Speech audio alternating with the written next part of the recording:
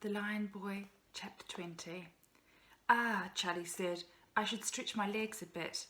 "Good idea," said the king. Stretch mine while you're about it. Lunch won't be for a while anyway. Don't go beyond my carriages, will you? See you later." The king took up his newspaper again, and Charlie scurried back to the second carriage with its little corridor, of which were the bathroom, his little compartment, and the others. How could he get out on top of the roof? Those poor creatures! But he wasn't going to waste time feeling bad. He must take them water, food, and blankets. Swiftly he stripped his bed and grabbed the towels and put them in a pile so they would be handy when he had found a way up. Then he put on the clothes he had with him, including his gloves, and tied a scarf round his face. He thought hard. Maintenance ladders. The luggage wagon had one, so maybe the others would have won them too. He went to the far end of the wagon, to the door connecting the king's wagon to the rest of the train. The guard wasn't there for the moment, but the door was locked. It was very thoroughly locked, actually, against assassins, Charlie supposed. How about the other end, then? The luggage wagon was the next along, towards the head of the train, but that was through King Boris's bedroom. So how else might one get onto a roof? Trapdoors. He surveyed the ceilings of the corridor and his own compartment, looking for one.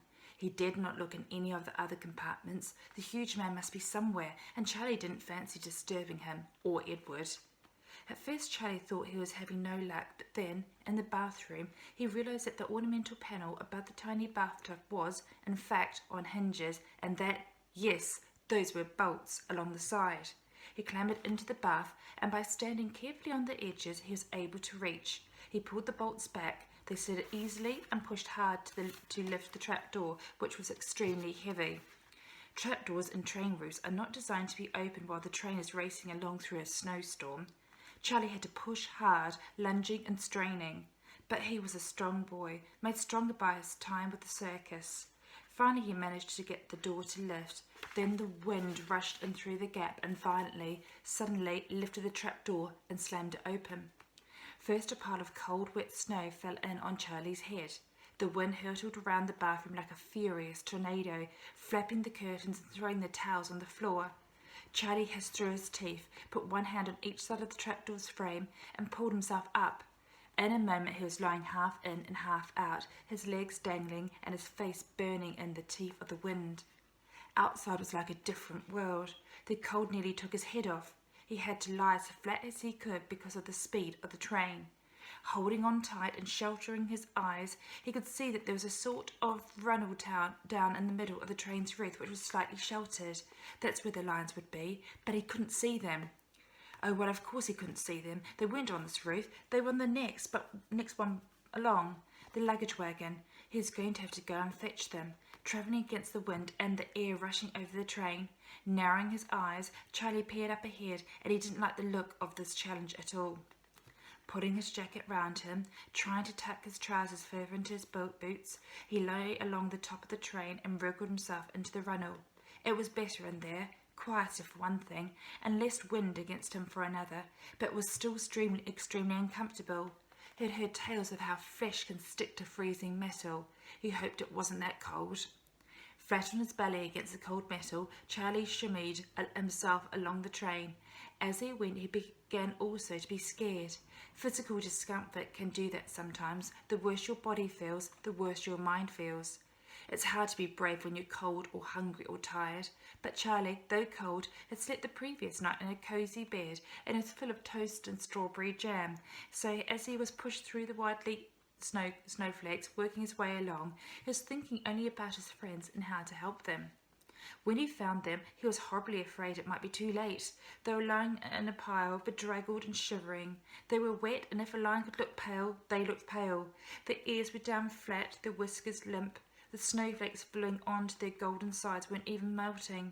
They looked terrible. Charlie was furious with himself, and fury gave him energy. How could he have left them out there all night? They relied on him, and he had let them down. How stupid of him. One of them seemed to be better off than the others. It was a new creature who had joined them last night in Paris. He was talking to the lions in a low voice, and though Charlie couldn't work out what he was saying, it sounded comforting and strong. He was in the middle of them all, so that the smaller creatures were sharing the warmth of his bigger body. Charlie called over to them, cursing himself, and gently called out to them, but they couldn't hear him over the sound of the train. He stretched out his arms and stroked the nearest flank. One of the lionesses, he thought. Lions, lions, he called. Come on, I'm here. Come with me. We'll warm you up. Come on, we can go inside the train. Come on, young lion. I've seen it. Come on. He patted desperately at the flank and even thought about taking hold of the beautiful paw and pulling it, but he couldn't quite bring himself to. Instead, he clambered further along and sort of lay among them, wriggling and stroking and patting and talking. Come on, he said. The new creature joined in, and gradually the lions came to themselves and realised Charlie was with them and began to move. Getting the poor creatures back along the train's rooftop to safety and warmth was one of the worst experiences of Charlie's life. He was so scared that they had become too weak that one might lose their footing and roll off the train to the speeding land below. He was scared they might stick to the metal or slip on the snow. He was terrified when they had to pass over the gap between one rattling carriage and another, scarier than the gap between the circus ship and the shore when they had fled the cirque. He was scared as well that even if he got them back to the bathroom, they'd be so ill and sick that he might not be able to make them better. And if he did make them better, how could he possibly keep them from the King of Bulgaria? One thing at a time, he said sensibly, and he repeated it over and over. Just let them get inside. Let's get you inside. He sounded like a mother. That idea cheered him up just a little bit, because it was so absurd. Him being mother to all these lions. Their laughter made him feel a tiny bit warmer. Jokes at the worst moment are good, even feeble jokes like that. The snow swirled and danced furiously around them, whooshing over their heads and past as the train snaked through the snowstorm and the wind whistled past. One thing at a time, he murmured. At least they were going with the wind now. There was a trapdoor ahead of him. He almost pushed the lions through, and they landed in a big pile, filling up first the bath and then the whole room. Charlie clambered through last, pulling the trapdoor behind him, and that wasn't easy either. While it had been out on the roof, the bathroom had been filling up with cold, crunchy snow that had whistled in and was now starting to melt in dribs and lumps. Outside, the snow was beginning to cover the low slopes of the alpine foothills. He was more relieved than he had ever been in his life to have everybody in and out of the storm. But there was work to be done. As quietly as he could, he swept the melting snow into the basin and ran warm water on top of it and into the bath, so the steam would warm up the room even more, and he rubbed the lions down with the towels and checked their paws and ears for signs of frostbite. Don't go to sleep, he said, and set them to examining each other to keep them busy. He had read somewhere that if you go to sleep when you're cold, you can die. Keep moving about. Don't go to sleep till you're warm, he hissed, and keep quiet. He gave them some meat. That perked them up a bit. What else could he do for them? Mum's improve everything lotion. He had it in his bag still from the day he had left home. During his time at the circus, he hadn't ever had to use it. He knew it was just for emergencies, but this, for sure, was an emergency. He gave them each a couple of drops, more than a person would have, because lions are much bigger than people. More for the huge creature and the oldest lion, less for the young lion, the lionesses and Alcina. That'll help, he murmured to himself. They'll feel better in a bit. The strange new creature looked at Charlie with its large, sad eyes as if taking him in. They were all more or less all right, cold and tired, stiff and hungry, but they would be all right. Oh Lord, thought Charlie, what on earth am I going to do now? What happened next was not up to Charlie. The Orient Express suddenly stopped rattling. It drew to a halt. Charlie and the lions looked at each other, looked around, shrugged, and the lions continued to rasp at the meat with their hungry, sharp, surfaced tongues. Charlie went to the window, clambering over the lions, and peered out. Snow everywhere, soft and white and beautiful, swirling and curling and filling up all the space beyond the glass. How calm it looked in its silent stance. How different watching it through glass was to being out in it. After a while, the lions began to snooze, and Charlie, sitting in the steaming bathroom, with their breath adding a musky scent to the steaminess, realised that the snow level was beginning to creep up the sides of the train. Ice half covered the windows the way the water had half covered the portholes on the middle deck of the cirque. With the engine no longer chuttering and the wheels no longer rattling and singing beneath them, it was extraordinarily quiet. Snow muffles sound. Charlie knew. Things always sound quieter when a loud noise has stopped, but even so, it was extraordinarily quiet. He supposed they were stuck. Too much snow on the line or something. How long could he keep the lions concealed? How much more of a problem was this going to be? One of the lions snuffled. The young lion piled in the bath with Lucina opened an eye and looked at Charlie. "Thank you, friend," he said in a very low voice, roughened by his hard, cold night on the roof.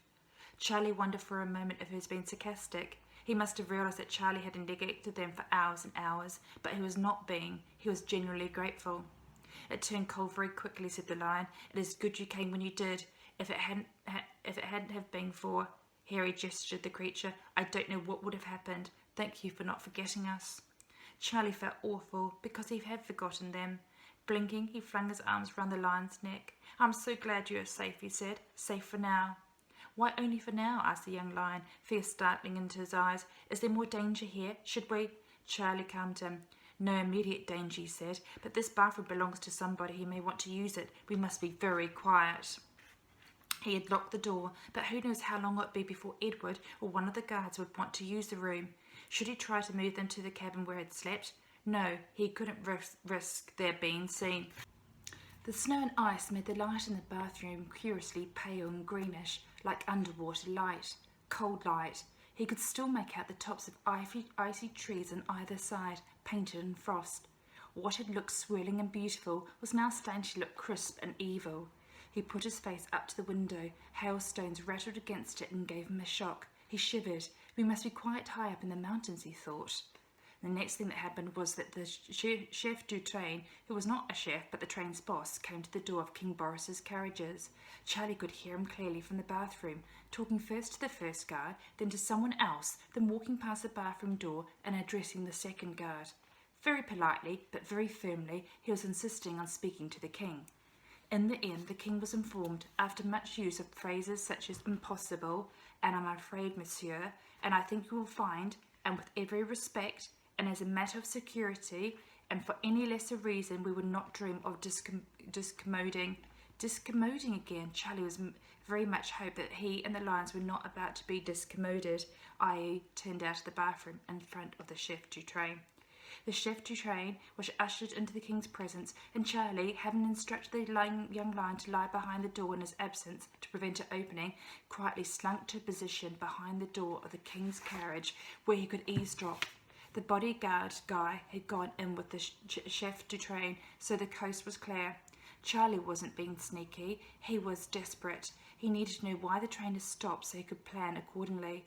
"Majesty," the chief du train was saying, "please forgive this unseemly bursting in on your esteemed privacy. I come bearing the apologies of the company, directors and staff of the Société Nationale des Chemins de Fer for disturbing you in the seclusion of your own august carriage, the very purpose of which is to prevent the likelihood of such disruptions."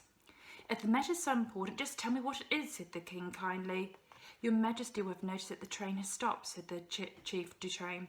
"Indeed I have," said the king. "Why?" The reason we have offered the majority of the passengers is indeed the truth, though not the whole truth. Your Majesty, the unseasonably bad weather has produced an avalanche on the line ahead, and short of drive into it, we have no choice but to stop for the duration. We had not expected such a thing so late in the year, and the snow ploughs we use in winter have already been removed. No other snow plough is conveniently near, though we are trying to locate one. We have positioned braziers alongside the line to stop the switchgears from freezing, but in the meantime, unfortunately, our valves have frozen up, so the brakes are frozen into position, and even if we could move, we cannot." "Oh dear," said the king, and Charlie could imagine from his voice the friendly look in his eye as he inquired what the whole truth was. There was a pause before the chief du train's voice came again, and when it did, he sounded like a worried man pretending not to be worried. "There was a report from Paris, Your Majesty." "Really?" said the king, sounding interested. "What report?" Another pause. "Wild animals, Your Majesty." "Wolves?" "Not as such. On the train. On the roof, Your Majesty." "While the train was going along? Before it had stopped?" "Yes." "And how on earth could they have got there? The train goes quite fast. The train went at least 100 miles an hour. While in Paris, Your Majesty, a young man said—" "Well, where are they now?" Silence again. Charlie tried not to breathe. "We don't know, Your Majesty. They disappeared from a circus, apparently, and—" "Wolves in a circus? Unusual." "Well, lions, Your Majesty. Lions." "Yes, sir, from the circus. They ran away, and—" "And decided to take the train to Istanbul? Marvellous. So, well, the question remains, where are they now?" There have been no sightings and no footprints, Your Majesty. The snow would have covered them up, I suppose, or perhaps they missed the train. It happens. No doubt, Your Majesty, or else what? They might have boarded the train from the roof, Your Majesty. How would they do that? Beasts can't open doors, can they? And I imagine most people had their windows shut this morning. A flurry of icy snow hurled itself against the window pane, rattling wildly and proving the king's point. There may have been a person with them, Your Majesty, said the Chief du Train in quite a small voice. Charlie felt that he was a little embarrassed to offer such an absurd story, and to a king of all people. What kind of person? Said the king. A small one, said the Chief du Train. I believe you were informed earlier. A small one. Charlie was thinking fast. He could get to the bathroom and get the lions out now. They could go through the bathroom window. It would be a squeeze and a leap, which was difficult but perfectly possible. Then what? Lost in a snowstorm somewhere in the Alps, when it's cold enough to freeze brakes, sick and weak as they were. Best to stay on board, best to hide. But was the bathroom the best hiding place? Maybe go back on the roof. Rats, rats, rats. Was there no alternative? The king was speaking again. Let me help you out, monsieur, he was saying in an amused voice. You have received a report about some wild animals on the roof of a speeding train in a howling storm. You have put this together with some tale about a disappearing boy who's either on the train or not, and you fear that it may all be hiding in my coffee pot, and you're embarrassed to ask me to have it searched. Is that it? Yes, said the Chief du Train in a tiny voice this time. The boy was put on the train in your carriage. Tut, tut, said the king. This wasn't very security-minded of your people, was it? No, Your Majesty, said the Chief du Train. He could have been a tiny assassin, said the king. Yes, Your Majesty. My dear fellow, said King Barris, you are quite absurd. Go and have a glass of brandy and wait for the snowplow to arrive. It is hard to be the person in charge when there is nothing to be done. But really, we're just stuck in a storm and there is nothing to be done. Don't worry about a thing. Goodbye. Charlie, fascinated and terrified, only just remembered to leap away from the door and conceal himself before the Chief du Train came out, looking bemused and confused on his way back to the rest of the train. Charlie ducked behind a coat rack, holding his breath as the man passed, his boots squeaking a little on the polished floor. In a second, Charlie was back in the bathroom, shoving the young lion out of the way to let himself in, and thinking furiously. Edward, heard the king call, where is our young friend? He couldn't make out the reply. Out the window or stay here? Decide. The young lion looked quizzically at him. Charlie gave him a grin, which he hoped was convincing. The others, thank God, were all still asleep. There was no time to decide. A knock came to the door. His Majesty would like to see you, came Edward's voice from outside, as calm and polite as always. Charlie wiped the steam off the little mirror and took a look at his sooty, pale and scared little face. White people go even whiter when they're scared, or perhaps scarlet. Charlie went a sort of greeny yellow. One moment he called, as if he were just finishing on the loo and washing his hands, rather than trying to gather himself together, having been on a train roof in a storm with a gang of half-frozen lions, only to find himself and them in danger of either arrest or snowbound attempt at flight, whichever would be worse. He washed his face and his hands, dried himself off, rubbed at his growing in hair, and tried his best to look respectable. Here goes, he thought, and stepped out of the door, closing it swiftly and tightly behind him. He smiled brightly at Edward. You friends can stay in the bathroom, Edward said politely. Charlie gulped. What did he mean? Edward bowed and gestured him along the corridor. It was a chastened and nervous Charlie who went to explain himself to the King of Bulgaria. That's the end of chapter 20. Only one more chapter to go. I hope you enjoyed that.